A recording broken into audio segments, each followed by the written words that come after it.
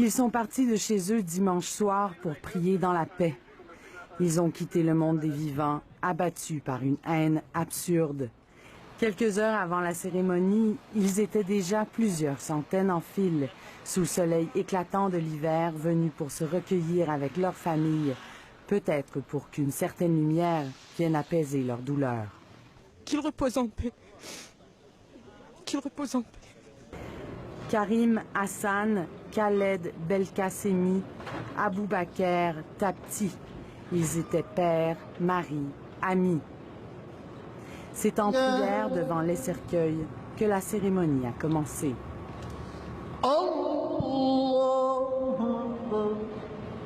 Parmi la foule, dans l'aréna bondée, de nombreux politiciens, chefs de parti, maires, députés, ministres.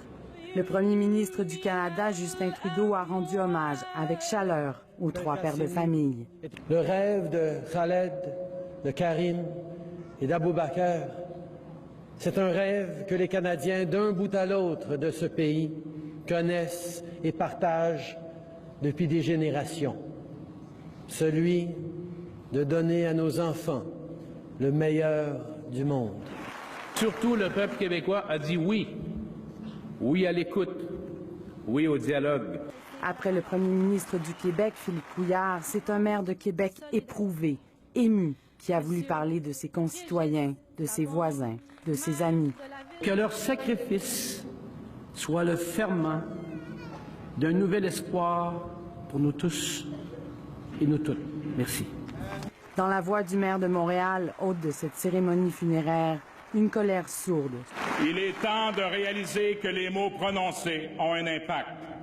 Que chaque message, tous ces messages dans les médias sociaux ne doivent plus être pris à la légère.